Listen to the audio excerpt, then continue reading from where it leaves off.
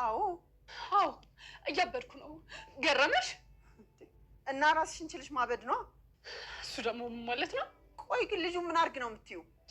ማን ነው ደግሞ ልጁ? ምናሴን ነው። አሁን ነገሩ በደንብ ገባኝ። እዚህ ድረስ የመጣሽው የኔ ነገር አሳስቦሽ ሳይሆን የምናሴ መመታት አስጨንቆሽ ነው አይደል? አዎ ምናሴን በመምታትሽ ተናድጄ ነው የመጣሁት። ቆይ ግን አንቺ ራሱ ጤነኛ ነሽ? አንቺ ልጅ ግን ስርዓት ይኖርሽ እሺ።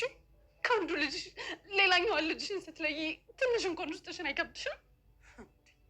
ቆይ ግን ዛሬ ልጅቷ ምን ነክቷታል? ግን ጤነኛ ነሽ? እኔ እንደዚህ የሆንኩ እያየሽኝ ምናሴ ላይ ያረፈው ጥፊ ያን ያክል ያሳስብሻል? አዎ አልሆንኩኝም። በቃ ተወኝ። እንደማልተው እኮ ነገርኩሽ። ለምን? ስትናደጂ ደስ ስለሚለኝ። ምናሴ ምን አስችውሻል? ቆይ ለምንድን ነው ስናደድ ደስ የሚል? የምትናደጅበትን ምክንያት በጣም ስለምወድ። ምንድን ነው እሱ? ይሄን እኮ ቻፕስቲክ ምናምን ጠፋ ብለሽ ነው እንደዚህ የምትሆኚ? ምናሴ ብታርፍ ይሻላል። እሺ ባላርፍስ? ቆይ አንተ ልጅ ያመሃል እንዴ? አንቺ ባልስም ትንሽ ያመኛል። ምን አልክ አንተ? ሰምተሻል? ቆይ እብድ ነሽ እያልከኝ ነው? እሱን እኮ ሀገር ሁሉ ያውቃል። እንዴት ነው ግን የጠገብከው? አንቺ ባልስም ትንሽ ጠግቤያለሁ። ብታርፍ ይሻላል። ምናሴ ዛሬ ምን እንዳታመጪ። ዝም በል።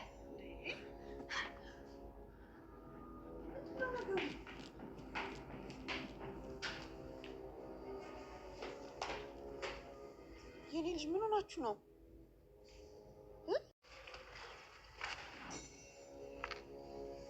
እንዴት ነህ?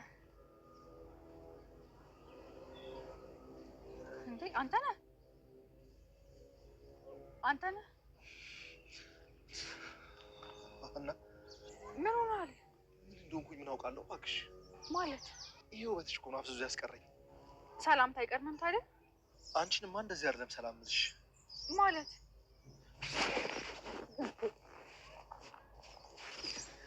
አንቺ ብዙብሽ የለም እንዴ? ምኑ? ቁንጅናሽ ነዋ። አመሰግናለሁ። ልትፈርጪ ደርሰሻል እኮ። አልገባኝም። ደምሽ እንዳለ ፊትሽ ላይ ሲቀሳቀስ ይታየለም እንዴ? እያደነክኝ ነው ወይስ እየሰደብከኝ ነው? ይሄ እናውቃለሁ እባክሽ።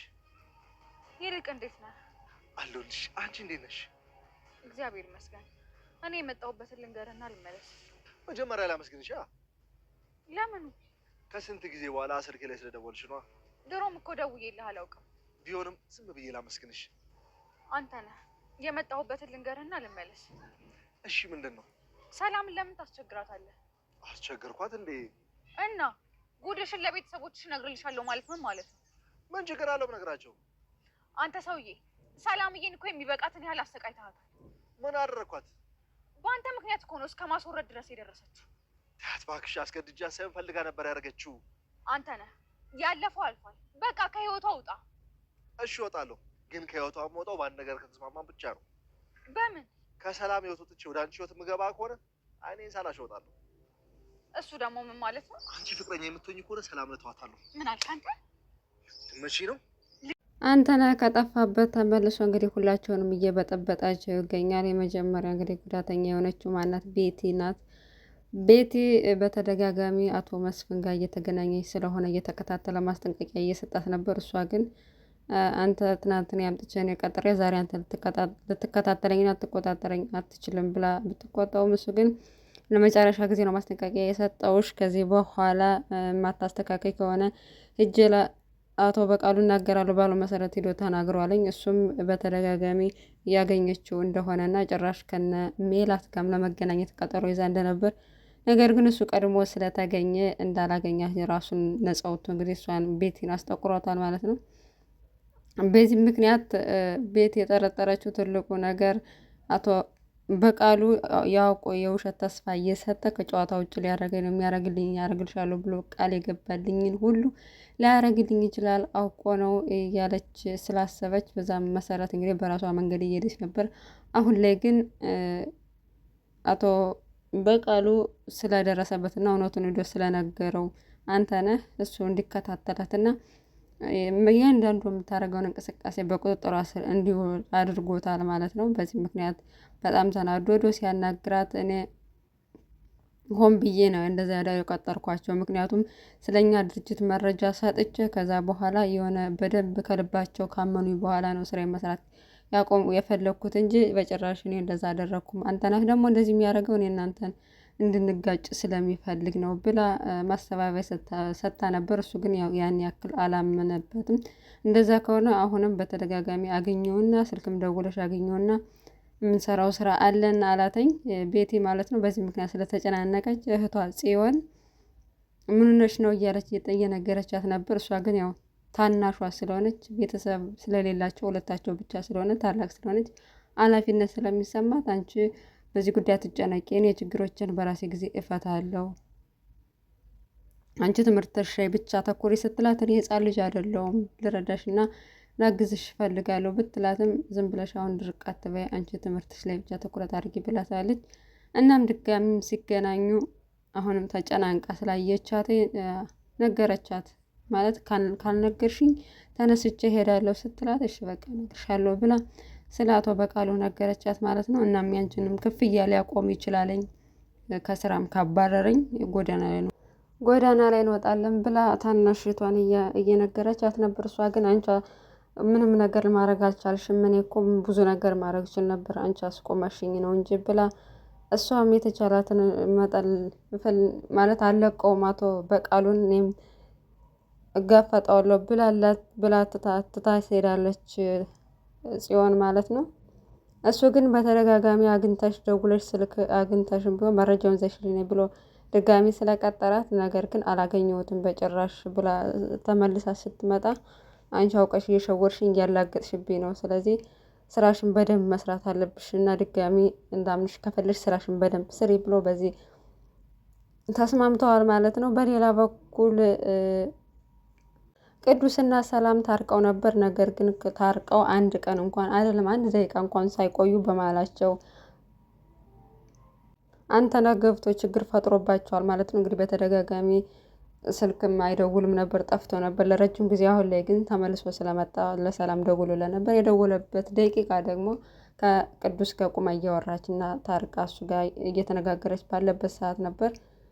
እናም ሲደውል ስልኩ ሲጠራ ከዚህ በፊት ደውለ ስለማያውቅ ብዙ ነገር ስላደረጋት ደንግጣ ቅዱስን ብቻው ሳትለው ጥለው ሄዳለች ማለት ነው። እናም በጣም ተጨናንቃ ለሀናም ነገረቻትኝ። ምን ሆነሽ ነው ስትላት አንተነህ መጣ እኮ ያን ነገር ካደረገሽ በኋላ እንዴት ተመልሶ ሊመጣ ይችላል? ምን ለማድረግ ፈልጎ ነው? ስለዚህ እርዳታዬንም ፈልጎ ሊሆን ይችላል ስትላት በጭራሽ እስካሁን ማን ሲረዳው ቆይቶ ነው አሁን ድጋሚ ያንቺን እርዳታ የሚጠይቅ? ስለዚህ እርሺው እንዳልተፈጠረ እርሺውና ህይወትሽን ቀጥይ፣ እሱም ብለሽ ከቅዱስ ጋር ያለውን ግንኙነት እንዳታጭው፣ ቅዱስ እንዳታጭው ብላ ሀኒቾም የእህትነቷን መከረቻት ማለት። እሷ ግን አልሰማችም። ቀጥታ ሄዳ ነው ሽንት ቤቱና በተደጋጋሚ ስልክ ስደውልለት አያነሳም፣ ቴክስትም ስጽፍለት አያነሳም። አውቆ ሆን ብሎ እንደውም ስደውል ሁላ እንደውም ታንጨርጨሪ ብሎ የዘጋባት ስልኩን ማለት ነው። በዚህም ሰላሚና በጣም ተናዳለች። እንዴት ብትርቀኝ ነው እኔ ላይ ስልክ የምዘገው? ስለዚህ ምንድን ነው የፈለከው? ለምንድን ነው የደወልክልኝ ስትለው ላገኝሽ ፈልጋለሁ፣ አንቺን አግኝቼ ብዙ ማወራሽ ነገር አለ ስትለው በጭራሽ አንተን ላይህ አልፈልግም ብትለውም ለእናትሽ የምታደርሽልኝ መልእክት አለ፣ ስለዚህ ላገኝሽ ፈልጋለሁ ብሎ ነገራት። እንግዲህ ልታገኘውም አስባለች። ምክንያቱም ለእናትሽ ማስተላልፈው የሚጠቅማት ለድርጅቷ በተለይ በጣም የሚጠቅማት መረጃ እጅ ላይ አለ፣ ስለዚህ ለእናትሽ ስትይም ቢሆን አገኘኝ አላተኝ። እናም ከትምህርት ቤት ከክላስ መልስ እንደምታገኘው ነገረችው። መንገድ ላይም ሲገናኙ ቅዱስ ደግሞ በጣም ተጨናንቆ ነበረ።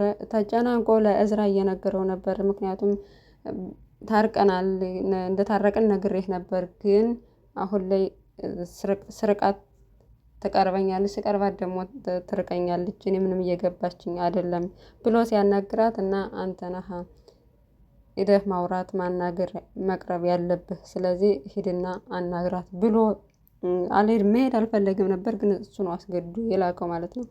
እናም ሲከተላት ግን ልክ ሲያቅፋት አየ ማለት ነው። አንተነህ ሲያቅፋት ሰላምን።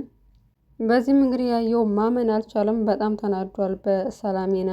እሷ ፈልግ አይደለም አውቆ ሆን ብሎ ነው እንደዛ ያደረገው። እሱ ግን ያው ቀጥታ የሚተረጉመው አውቃ ሌላ ፍቅረኛ እንዳላት ነው። እና እንግዲህ የነ ቅዱስና የሰላም ፍቅር ከመጀመሩ አንተነህ መጥቶ ትርምስምሱን አውጥቶታል ማለት ነው።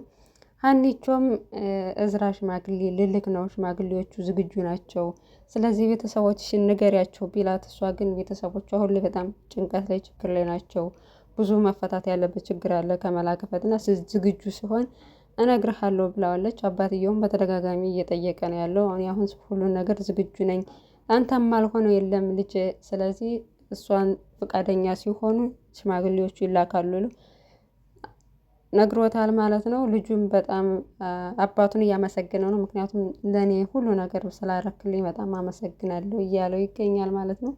እና እዝራም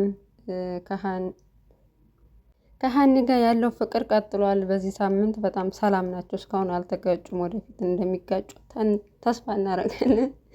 እናም በባለፈው ስላሸነፍክ እንኳን ደስ አለህ ብሎት ነበር ጆሮ እና እሱ ጥያቄው ሆኖበትኝ እሷን ሊያገኝ ወደ ሰፈር ሲመጣ ለምንድን ነው እንደዚህ ብለህ ያልከው?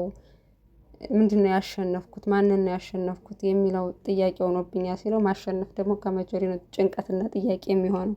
ስለዚህ እንደውም ደስ ሊል ነው የሚገባ እና ማሰብ ራሱ የለብህም ትለው። እኔ በሀና ጉዳይ ስለሆነ ነው እንጂ በሌላ ጉዳይ ቢሆን እስካሁን እረስቸው ነበረ ብሎ እንግዲህ ባለፈው ያልኩህን እንዳትረሳ ሀናን ጠብቃት ብሎ ነግሮት ሄደዋል ማለት ነው። በዚህም ጉዳይ እንደውም አስጨናንቆት ለቅዱስ እየነገረው ነበር። ቅዱስም ዋናው ማሸነፍ ነው፣ ያም ሆነ ያ አንተም ሀኒ ያንተ ስለሆነች ደስ ሊል ነው የሚገባ፣ ስለዚህ አትጨናነቅ ብሎታል ማለት ነው። ውድ ተመልካቾቻችን የዛሬው ፕሮግራማችን ይመስላል። በያላችሁበት ሰላማችሁ ብዝት ይበል።